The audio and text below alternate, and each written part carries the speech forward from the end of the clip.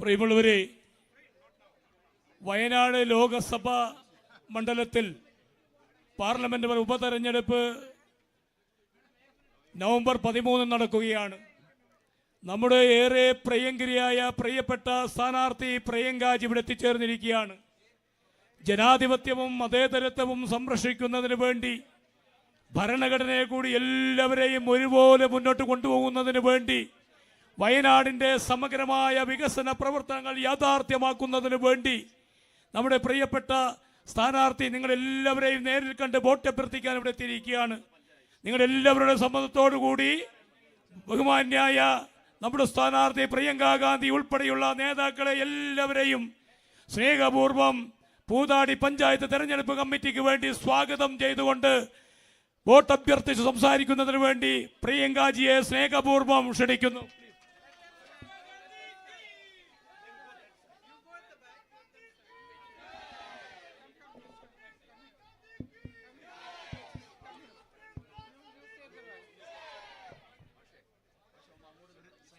My dearest sisters and brothers,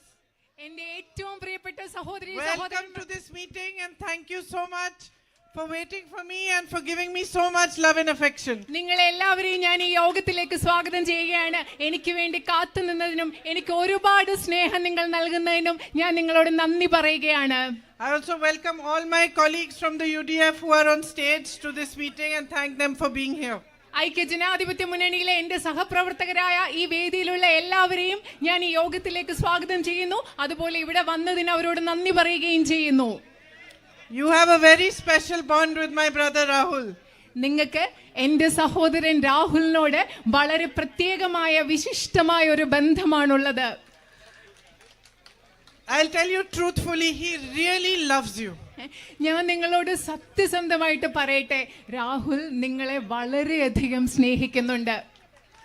Every morning he calls me and every morning he asks me, how are you?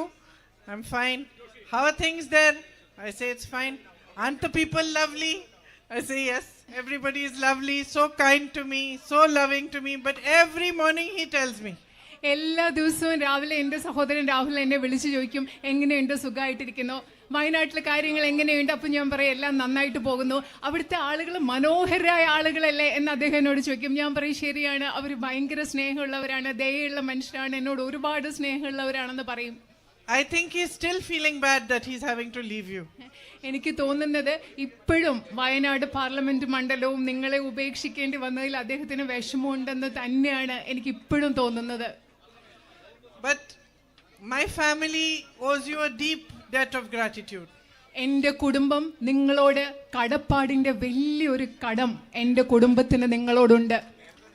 Because when my brother was facing immense difficulties, when the whole world had turned its back on him, when everybody was believing all the lies that was being spread about him by the BJP, it is you, my sisters and brothers, who stood by him, who realized that he's fighting for the truth, he's fighting for you, he's fighting for what is right. കാരണം എൻ്റെ സഹോദരന് ഏറ്റവും ബുദ്ധിമുട്ടുള്ള ഒരു അവസ്ഥയിൽ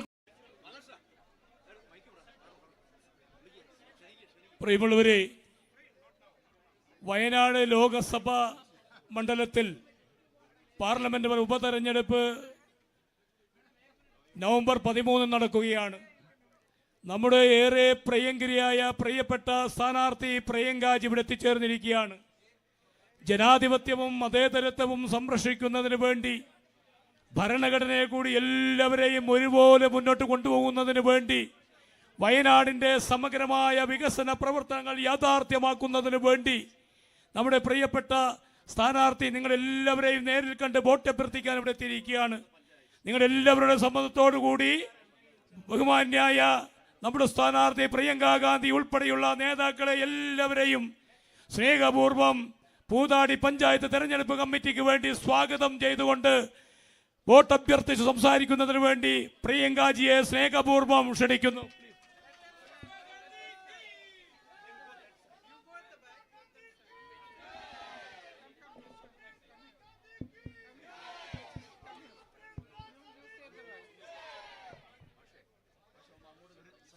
My dearest sisters and brothers, എൻ്റെ ഏറ്റവും പ്രിയപ്പെട്ട സഹോദരി welcome to this meeting and thank you so much for waiting for me and for giving me so much love and affection. നിങ്ങൾ എല്ലാവരെയും ഞാൻ ഈ യോഗത്തിലേക്ക് സ്വാഗതം ചെയ്യുകയാണ്. എനിക്ക് വേണ്ടി കാത്തു നിന്നതിനും എനിക്ക് ഒരുപാട് സ്നേഹം നിങ്ങൾ നൽകുന്നതിനും ഞാൻ നിങ്ങളോട് നന്ദി പറയുകയാണ്. I also welcome all my colleagues from the UDF who are on stage to this meeting and thank them for being here. ഐക്യജനാധിപത്യ മുന്നണിയിലെ എന്റെ സഹപ്രവർത്തകരായ ഈ വേദിയിലുള്ള എല്ലാവരെയും ഞാൻ ഈ യോഗത്തിലേക്ക് സ്വാഗതം ചെയ്യുന്നു. അതുപോലെ ഇവിടെ വന്നതിന് അവരോട് നന്ദി പറയുകയും ചെയ്യുന്നു. You have a very special bond with my brother Rahul. നിങ്ങൾക്ക് എന്റെ സഹോദരൻ രാഹുലിനോട് വളരെ പ്രത്യേകമായ വിശിഷ്ടമായ ഒരു ബന്ധമാണുള്ളത്. I'll tell you truthfully, he really loves you. ഞാൻ നിങ്ങളോട് സത്യസന്ധമായിട്ട് പറയട്ടെ, രാഹുൽ നിങ്ങളെ വളരെയധികം സ്നേഹിക്കുന്നുണ്ട്. Every morning he calls me and every morning he asks me, how are you? I'm fine. How are things there? I say it's fine. Aren't the people lovely?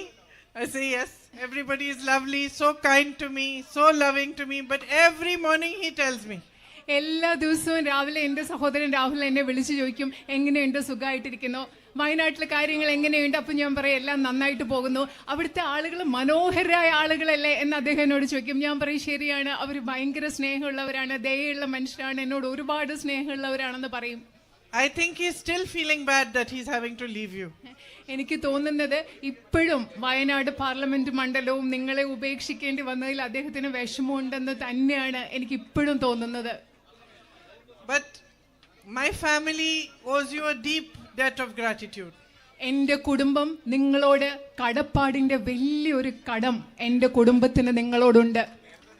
Because when my brother was facing immense difficulties, when the whole world had turned its back on him, when everybody was believing all the lies that was being spread about him by the BJP, it is you, my sisters and brothers, who stood by him, who realized that he's fighting for the truth, he's fighting for you, he's fighting for what is right. കാരണം എൻ്റെ സഹോദരന് ഏറ്റവും ബുദ്ധിമുട്ടുള്ള ഒരു അവസ്ഥയിൽ കൂടി കടന്നു പോയപ്പോൾ BJPയുടെ പ്രചരണത്തിൽ BJP അദ്ദേഹത്തെക്കുറിച്ച് നടത്തിയ നുണപ്രചരണം ഒരുപാട് ആളുകൾ വിശ്വസിച്ചപ്പോൾ ലോകം മുഴുവൻ അദ്ദേഹത്തിനെതിരെ പുറംതിരിഞ്ഞു നിന്നപ്പോൾ നിങ്ങളാണ്, ഇവിടുത്തെ ജനങ്ങളാണ് അദ്ദേഹത്തിനൊപ്പം നിന്നത്. അദ്ദേഹം സത്യത്തിന് വേണ്ടി പോരാടിയെന്ന് മനസ്സിലാക്കി അദ്ദേഹത്തിനൊപ്പം നിന്നത് നിങ്ങളാണ് എൻ്റെ സഹോദരി സഹോദരന്മാരെ. When so many people believed that there was no hope left, and we all were wondering what to do, how are we going to fight this immense negative power of the BJP and the propagandas they were spreading, my brother decided to walk 4,000 kilometers from Kanyakumari to Kashmir in the name of unity and peace. എല്ലാവരും വിചാരിച്ചു നമുക്കൊരു പ്രതീക്ഷയില്ല, BJPയുടെ ഈ വലിയ നുണപ്രചരണത്തെ നമ്മൾ എങ്ങനെയാണ് പ്രതിരോധിക്കുന്നത്, ഒരു വഴിയുമില്ല എന്ന് ഒരുപാട് പേര് വിശ്വസിച്ചിരുന്ന സമയത്ത് ഈ രാജ്യത്ത് സമാധാനത്തിന് വേണ്ടി, ഐക്യത്തിന് വേണ്ടി എൻ്റെ സഹോദരൻ കന്യാകുമാരിയിൽ നിന്ന് കശ്മീർ വരെ നടക്കാൻ തീരുമാനിച്ചു. It's you who gave him the courage to do that, the strength to do that, to walk 4,000 kilometers and then to travel from Manipur to Mumbai, another 4,000 kilometers, speaking of peace, of love and brotherhood, in an atmosphere where hatred was being spread, anger was being spread, and divisions were being spread between the people of India. രാജ്യത്തെ ജനങ്ങൾക്കിടയിൽ ദ്വേഷവും വിദ്വേഷവും കോപവും എല്ലാം പറന്നുകൊണ്ടിരുന്ന ഒരു സാഹചര്യത്തിൽ കന്യാകുമാരിയിൽ നിന്ന് കശ്മീർ വരെ 4000 കിലോമീറ്റർ നടക്കാൻ, മറ്റൊന്നൊരു 4000 കിലോമീറ്റർ മണിപ്പൂരിൽ നിന്ന് ബോംബെ വരെ യാത്ര ചെയ്യാൻ എൻ്റെ സഹോദരന് ഐക്യത്തിന് വേണ്ടി, സാഹോദര്യത്തിന് വേണ്ടി സംസാരിച്ചുകൊണ്ട് യാത്ര ചെയ്യാൻ എൻ്റെ സഹോദരന് കരുത്ത് നൽകിയത്, ശക്തി നൽകിയത് നിങ്ങളാണ്, ഇവിടുത്തെ ജനങ്ങളാണ്. And you gave him that strength and courage. You recognized his fight for what was right and for the truth, because you are the people of Wayanad. നിങ്ങൾ എൻ്റെ സഹോദരന്റെ കരുത്ത് നൽകി. അദ്ദേഹം സത്യത്തിന് വേണ്ടിയാണ് പോരാടുന്നതെന്ന് നിങ്ങൾ തിരിച്ചറിഞ്ഞു. എന്തുകൊണ്ടെന്നാൽ വയനാട് എന്ന് പറഞ്ഞ സ്ഥലത്തെ ജനങ്ങളാണ് നിങ്ങൾ. You have a history of freedom fighters who fought the British for free India.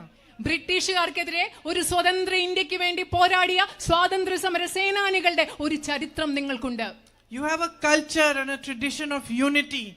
നിങ്ങൾക്ക് ഐക്യത്തിന്റെ ഒരു സംസ്കാരവും ഒരു പാരമ്പര്യവും നിങ്ങൾക്കുണ്ട്.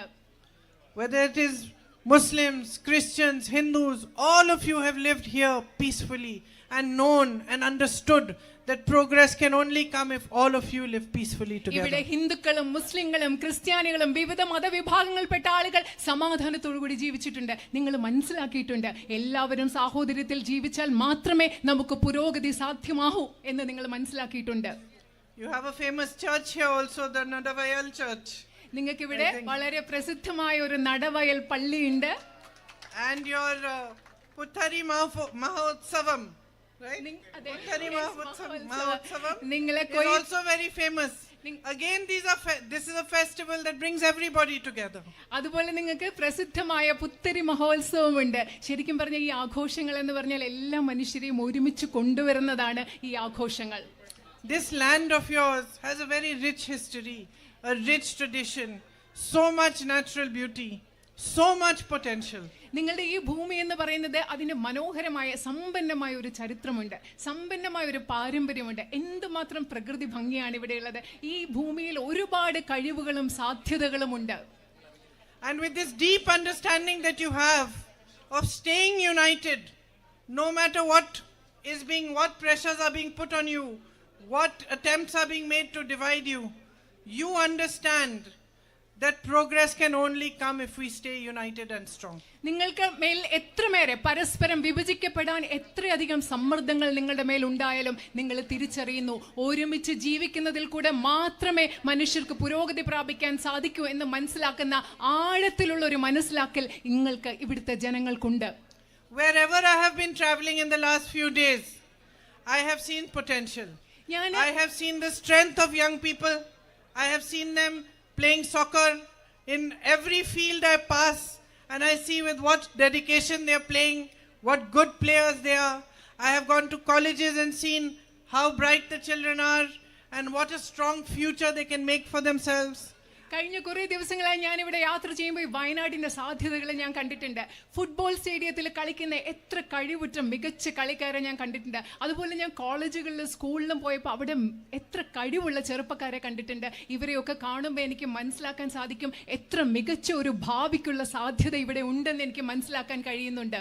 I see how you are growing coffee, tea, peppers, spices. Again, that shows your potential.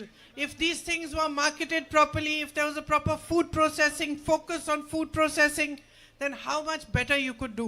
നിങ്ങൾ എങ്ങനെയാണ് കാപ്പി കൃഷി നടത്തുന്നത്, തേയില കൃഷി നടത്തുന്നത്, കുരുമുളക് കൃഷി നടത്തുന്നത്, സുഗന്ധവ്യഞ്ജനങ്ങളുടെ കൃഷി നടത്തുന്നത്, ഇതൊക്കെ ഞാൻ കാണുന്നുണ്ട്. ഇതൊക്കെ നമുക്ക് കൃത്യമായിട്ട് ഇവിടെ ഭക്ഷ്യ സംസ്കരണത്തിനുള്ള സ്ഥാപനങ്ങളുണ്ടായി ഇതൊക്കെ കൃത്യമായി വിപണിയിൽ എത്തിച്ചാൽ എത്രമാത്രം വയനാടിനെ വികസിക്കാൻ പറ്റും എന്നുള്ള സാധ്യത ഞാൻ കാണുന്നുണ്ട്.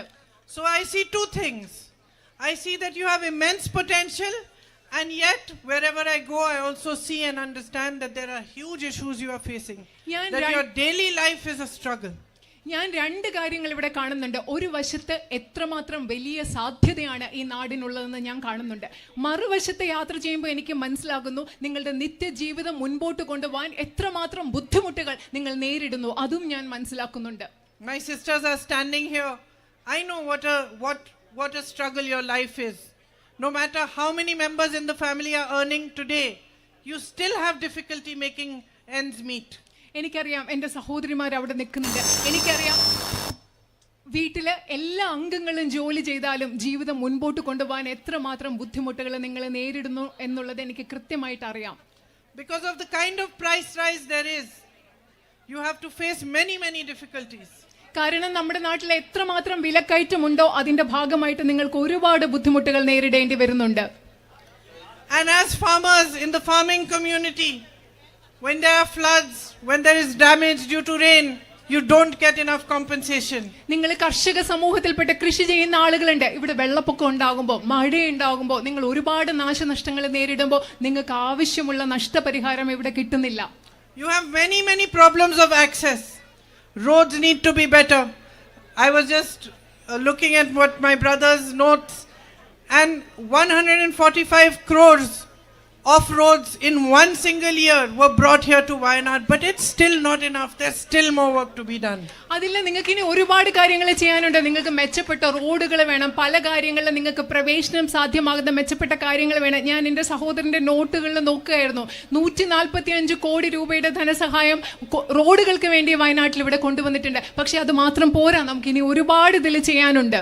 With a strong focus on agriculture, on improving your situation, on better marketing, better storage facilities and food processing units, a lot can be done here for the farmers of Wayanad. നമുക്ക് വയനാട്ടിലെ കർഷകർക്ക് വേണ്ടി agricultural കൃഷിയിൽ ശ്രദ്ധ കേന്ദ്രീകരിക്കുന്നതിലൂടെ മെച്ചപ്പെട്ട ഭക്ഷ്യ സംസ്കരണ സ്ഥാപനങ്ങൾ, അതുപോലെ സംഭരണശാലകൾ, അതുപോലെ വിപണിയിൽ എത്തിക്കുന്നതിനുള്ള ശ്രമങ്ങൾ, ഇതൊക്കെ ചെയ്യുന്നതിലൂടെ വയനാട്ടിലെ കർഷകർക്ക് വേണ്ടി നമുക്ക് ഒരുപാട് കാര്യങ്ങൾ ഇവിടെ ചെയ്യാൻ സാധിക്കും. And through that focus on agriculture, new jobs can also be generated. കൃഷിയിൽ നമ്മൾ ശ്രദ്ധ കേന്ദ്രീകരിക്കുന്നതിലൂടെ നമുക്ക് പുതിയ പുതിയ തൊഴിലവസരങ്ങളും ഇവിടെ ഉണ്ടാക്കിയെടുക്കാൻ സാധിക്കും.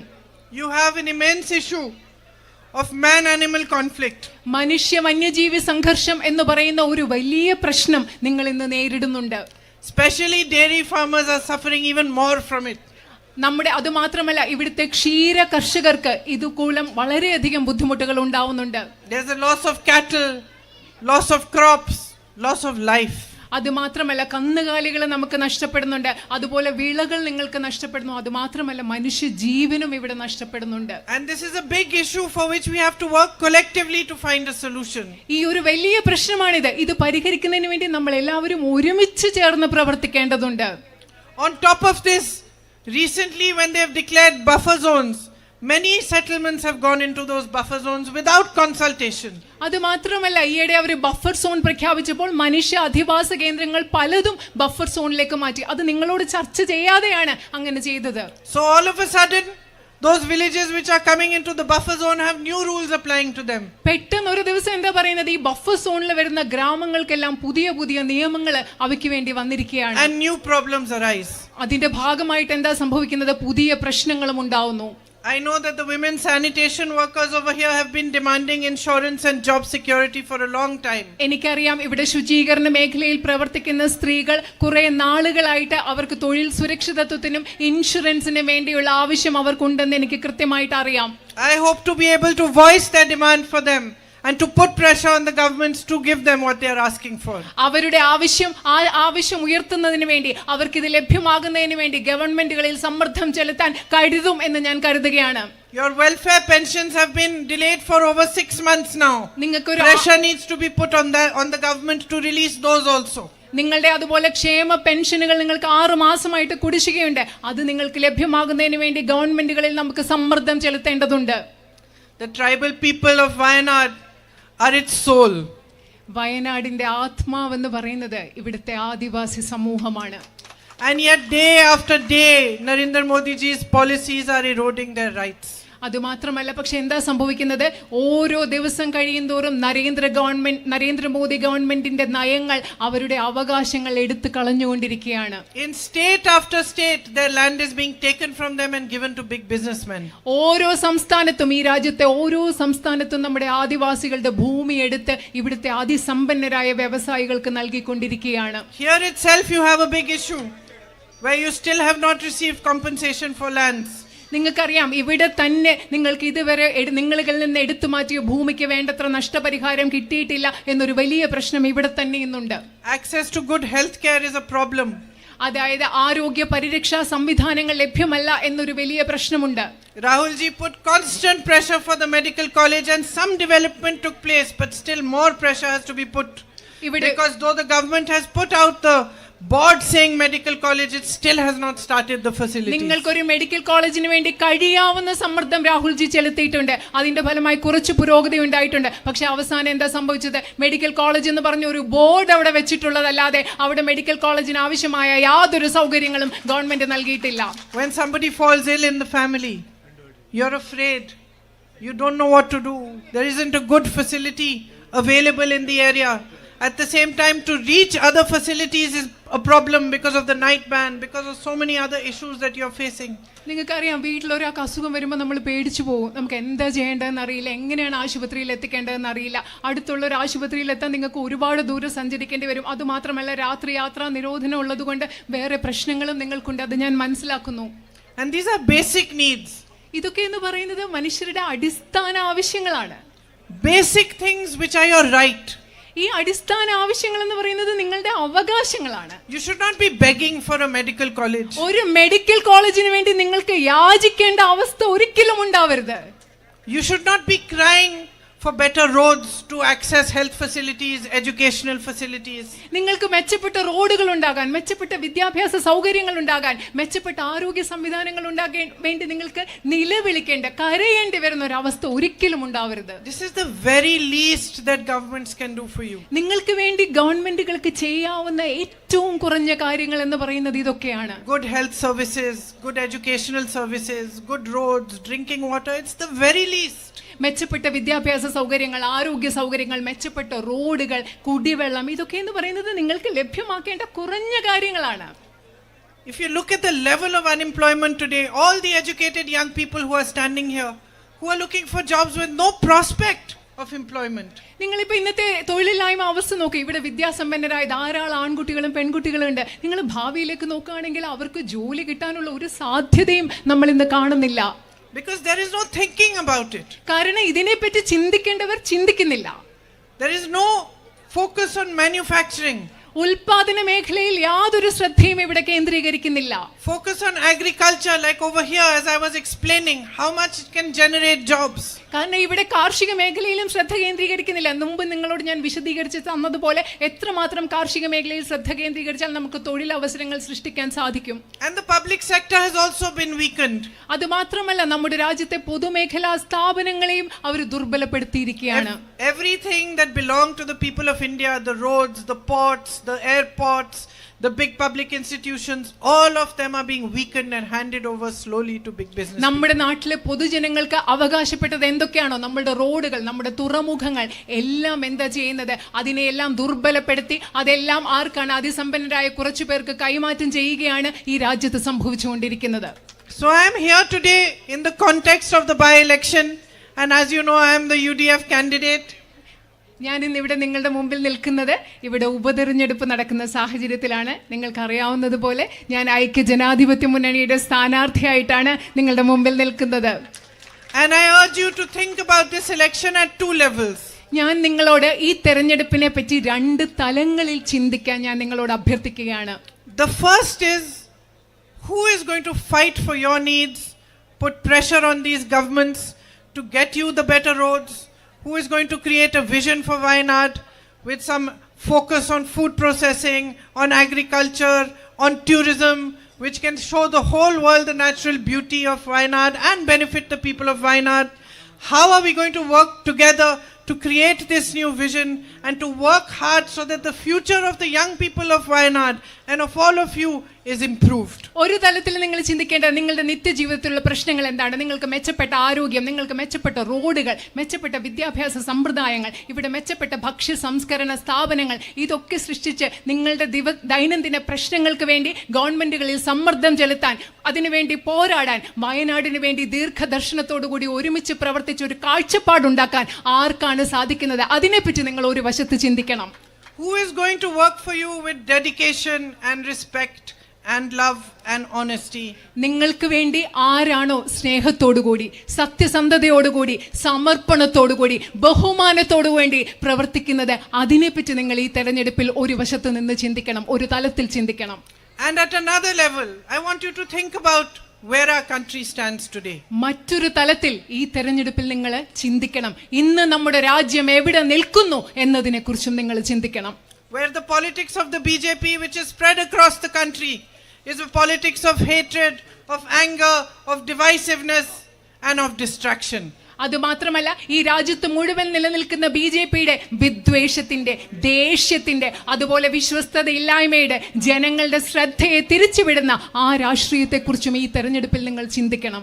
The real issues of the people are not discussed. ഈ Real problems are not resolved. ഈ രാജ്യത്തെ ജനങ്ങളുടെ യഥാർത്ഥ പ്രശ്നങ്ങൾ ഇവിടെ ചർച്ച ചെയ്യുന്നില്ല. ഈ പ്രശ്നങ്ങൾക്ക് വേണ്ട പരിഹാരങ്ങൾ ഇവിടെ കണ്ടെത്തുന്നില്ല. Unemployment, as I said, is at a high.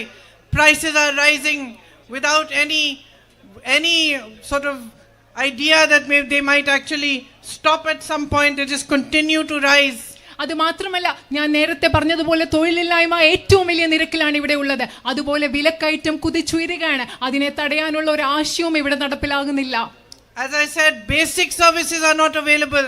അത് മാത്രമല്ല, അടിസ്ഥാന സൗകര്യങ്ങളും സേവനങ്ങളും പോലും നിങ്ങൾക്ക് ഈ രാജ്യത്ത് നിന്ന് ലഭ്യമല്ല. And the discussion is not about this. Politics is not focused on resolving this. The politics of the BJP is only focused on distracting you from your problems. അത് മാത്രമല്ല, രാജ്യത്തെ രാഷ്ട്രീയത്തിൽ ഇതിനെപ്പറ്റി ചർച്ച ചെയ്യുന്നില്ല. ഈ പ്രശ്നങ്ങൾ പരിഹരിക്കുന്നതിനെ പറ്റി അല്ല രാഷ്ട്രീയം ചർച്ച ചെയ്യുന്നത്. BJPയുടെ രാഷ്ട്രീയം എന്ന് പറയുന്നത് ഈ പ്രശ്നങ്ങളിൽ നിന്ന് നിങ്ങളുടെ ശ്രദ്ധ തിരിച്ചുവിടാൻ വേണ്ടി മാത്രമുള്ള രാഷ്ട്രീയമാണ്. Because its only aim remaining in power, no matter what the cost is. എന്ത് വില കൊടുത്താലും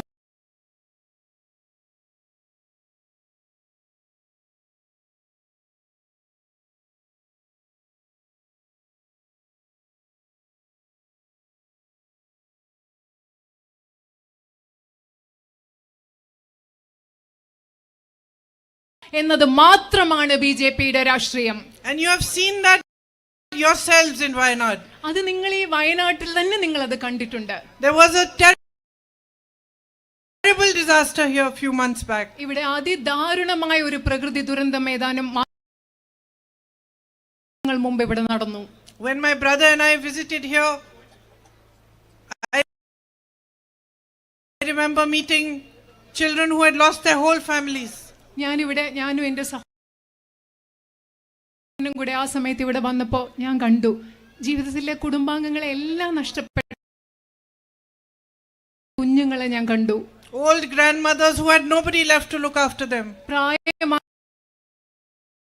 മുത്തശ്ശിമാരെ, അവരെ നോക്കാൻ ആരും ഇല്ലാത്ത മുത്തശ്ശിമാരെ ഞങ്ങൾ കണ്ടു. Mothers who lost every single child. എല്ലാ കുഞ്ഞുങ്ങളുടെ എല്ലാ മക്കളെയും നഷ്ടപ്പെട്ട അമ്മമാരെ നമ്മൾ ഇവിടെ കണ്ടു. And yet when it came to give compensation, to send the funds required to help those families, those funds were not sent. അത് മാത്രമല്ല, എന്നിട്ട് നിങ്ങൾക്ക് ആ കുടുംബങ്ങൾക്ക് നഷ്ടപരിഹാരം ലഭ്യമാകേണ്ട സാഹചര്യം വന്നപ്പോൾ ഇതുവരെ അവർക്ക് നഷ്ടപരിഹാരം കിട്ടാനുള്ള സാമ്പത്തിക സഹായം നൽകിയിട്ടില്ല. Even a disaster like that, which caused immense pain to people, was politicized by the BJP. ഇങ്ങനെയുള്ള, അതായത് ഈ നാട്ടിലെ ജനങ്ങൾക്ക് ഇത്ര ദുരിതവും വേദനയും ഉണ്ടാക്കിയ ഒരു പ്രകൃതി ദുരന്തത്തെ പോലും രാഷ്ട്രീയവൽക്കരിക്കുകയാണ് BJP ചെയ്തത്. So this is where we stand today. We stand in a place where you have to think about your country, you have to think about your own needs, and you have to think about what kind of politics you want prevalent in the nation. നമ്മൾ ഇന്ന് ഇവിടെ നിൽക്കുന്നത് ഈ സാഹചര്യത്തിലാണ്. നിങ്ങൾക്ക് നിങ്ങളുടെ രാജ്യത്തെക്കുറിച്ച് ചിന്തിക്കണം. അതേസമയം തന്നെ നിങ്ങൾക്ക് നിങ്ങളുടെ ആവശ്യങ്ങളെക്കുറിച്ചും ചിന്തിക്കണം. ഏത് തരത്തിലുള്ള ഒരു രാഷ്ട്രീയമാണ് നമ്മുടെ രാജ്യത്ത് ഇന്ന് നിലവിലിരിക്കുന്നതും അതുകൂടി നിങ്ങൾ ഇന്ന് ചിന്തിക്കേണ്ടതുണ്ട്. This vote that you have is the greatest power that the Constitution has given you. നിങ്ങൾ ചെയ്യാൻ പോകുന്ന Stand up for democracy. You have to stand up for your country and you have to recognize the kind of politics that you are seeing. ഇതെന്ന് പറയുന്നത് നിങ്ങൾക്ക് നിങ്ങളുടെ രാജ്യത്തിന് വേണ്ടി നിൽക്കേണ്ട സമയമാണ്. എന്താണോ ശരി അതിനു വേണ്ടി നിൽക്കുന്ന സമയമാണ്. എന്താണോ ഈ രാജ്യത്തെ ഭരണഘടന അതിനു വേണ്ടി നിൽക്കേണ്ട സമയമാണ് ഇന്നത്തെ സമയം എന്ന് പറയുന്നത്. You are my sisters and brothers here in Wayanad. You recognize that my brother was standing for the truth and fighting against huge forces all by himself. You were the first to recognize it. ഇവിടെയുള്ള എൻ്റെ പ്രിയപ്പെട്ട സഹോദരി സഹോദരന്മാരെ, നിങ്ങളാണ് എൻ്റെ സഹോദരൻ സത്യത്തിന് വേണ്ടി പോരാടിക്കൊണ്ടിരിക്കുകയാണെന്ന് ഏറ്റവും ആദ്യം തിരിച്ചറിഞ്ഞത് നിങ്ങളാണ്, ഇവിടുത്തെ ജനങ്ങളാണ്. So I have no doubt in my heart that you know what is good for our nation. എനിക്ക് അതുകൊണ്ട് ഈ രാജ്യത്തിന് നല്ലത് എന്താണ് എന്ന കാര്യത്തിൽ നിങ്ങൾ തിരിച്ചറിയുമെന്ന കാര്യത്തിൽ എൻ്റെ മനസ്സിൽ എൻ്റെ ഹൃദയത്തിൽ യാതൊരു സംശയവുമില്ല. You know what is right and you will stand for it again. എന്താണ് ശരി എന്ന് നിങ്ങൾക്കറിയാം. എന്താണോ ശരി അതിനുവേണ്ടി നിങ്ങൾ ഓരോരുത്തരും നിലനിൽക്കുമെന്നും എനിക്ക് കൃത്യമായി അറിയാം. For me, each one of you represents a sense of duty and responsibility. എന്നെ സംബന്ധിച്ചിടത്തോളം ഇവിടെയുള്ള നിങ്ങൾ ഓരോരുത്തരും പ്രതിനിധാനം ചെയ്യുന്നത് എനിക്ക് നിങ്ങളോടുള്ള കടമകളാണ്, എനിക്ക് നിങ്ങളോടുള്ള ഒരു ഉത്തരവാദിത്തമാണ് നിങ്ങൾ ഓരോരുത്തരും പ്രതിനിധാനം ചെയ്യുന്നത്. Every time you meet me with love, you hug me, you kiss me, you call me into your homes, you bring me a flower. I know what it means. ഓരോ പ്രാവശ്യം നിങ്ങൾ എന്നെ കാണുമ്പോൾ, നിങ്ങൾ എനിക്ക് സ്നേഹം നൽകുമ്പോൾ, നിങ്ങൾ എന്നെ ആലിംഗനം ചെയ്യുമ്പോൾ, നിങ്ങൾ എനിക്ക് ഉമ്മകൾ തരുമ്പോൾ, നിങ്ങൾ എന്നെ നിങ്ങളുടെ വീട്ടിലേക്ക് കൊണ്ടുപോകുമ്പോൾ, നിങ്ങൾ എനിക്കൊരു പൂവ് തരുമ്പോൾ എനിക്ക് മനസ്സിലാകുന്നു അതിന് എത്രമാത്രം അർത്ഥമുണ്ടെന്ന് ഞാൻ തിരിച്ചറിയുന്നു. It means that you expect a commitment from me. അതിൻ്റെ അർത്ഥം എന്ന് വെച്ചാൽ നിങ്ങൾ എന്നിൽ നിന്നൊരു പ്രതിബദ്ധത നിങ്ങൾ പ്രതീക്ഷിക്കുന്നുണ്ടെന്ന് എനിക്ക് കൃത്യമായി മനസ്സിലാവുന്നുണ്ട്. You expect honesty from me. You expect loyalty from me. എന്നിൽ നിന്ന് സത്യസന്ധത നിങ്ങൾ പ്രതീക്ഷിക്കുന്നുണ്ട്, എന്നിൽ നിന്ന് വിശ്വസ്തത നിങ്ങൾ പ്രതീക്ഷിക്കുന്നുണ്ട് എന്ന് എനിക്ക് മനസ്സിലാവുന്നുണ്ട്. And you expect me to understand what a privilege, what an honor it is for me that you give me your love. നിങ്ങൾ എന്നിൽ നിന്നും നിങ്ങൾ മനസ്സിലാക്കുന്നുണ്ട്, നിങ്ങൾ പ്രതീക്ഷിക്കുന്നുണ്ട്, നിങ്ങൾ നിങ്ങളുടെ സ്നേഹം എനിക്ക് തരുന്നതെന്ന് പറയുന്നത് എന്നെ സംബന്ധിച്ചിടത്തോളം എത്രമാത്രം വിശേഷപ്പെട്ട ഒരു സൗഭാഗ്യമാണ്, എത്രമാത്രം വലിയ ആദരവാണെന്ന് ഞാൻ മനസ്സിലാക്കണം എന്ന് നിങ്ങൾ പ്രതീക്ഷിക്കുന്നുണ്ട്. So I want you to know that I fully understand it and I am grateful for you. ഞാൻ നിങ്ങളോട് ഒരു കാര്യം പറയാൻ ആഗ്രഹിക്കുന്നു, നിങ്ങൾ എന്നിൽ നിന്ന് എന്തൊക്കെ പ്രതീക്ഷിക്കുന്നു അത് ഞാൻ പൂർണ്ണമായി മനസ്സിലാക്കുന്നു, അതിന് ഞാൻ നിങ്ങളോട് കടപ്പാടുള്ളവളുമാണ്. If you give me the chance to represent you in parliament, I will show you that I can work harder than anybody else for you. I will voice your grievances everywhere. I will fight for you. I will put pressure on the governments, state and the central government, and you will see that you will have by your side a tough fighter who does not back down when your needs are questioned. നിങ്ങൾക്കറിയാമോ, നിങ്ങളെ പ്രതിനിധാനം ചെയ്യാനുള്ള ഒരു അവസരം നിങ്ങൾ എനിക്ക് നൽകുകയാണെങ്കിൽ Indian പാർലമെന്റിലും മറ്റെല്ലാ വേദികളിലും നിങ്ങളുടെ ശബ്ദം, നിങ്ങളുടെ ആവശ്യങ്ങൾക്ക് വേണ്ടി ശബ്ദം ഉയർത്തി കാണിക്കാൻ സാധിക്കുന്നുള്ള ഒരു കരുത്തയായ പോരാളിയെ നിങ്ങൾക്ക് ലഭിക്കും. നിങ്ങളുടെ ആവശ്യങ്ങൾ പൂർത്തീകരിക്കുന്നത് വരെ ആ പോരാട്ടത്തിൽ നിന്ന് പിന്മാറാത്ത കരുത്തയായ ഒരു പോരാളിയെ നിങ്ങൾക്ക് ലഭിക്കും എന്ന് നിങ്ങൾക്ക് മനസ്സിലാകും. Thank you for waiting for me here today and thank you for listening to me. എനിക്ക് വേണ്ടി ഇവിടെ കാത്തുനിന്നതിനും എന്നെ ശ്രദ്ധിച്ച് കേട്ടതിനും ഞാൻ നിങ്ങളോട് നന്ദി പറയുകയാണ്.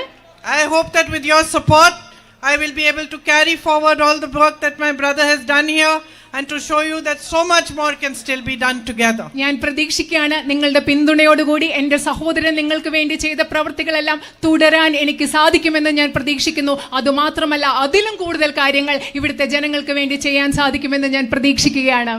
Thank you. നന്ദി. Thank you.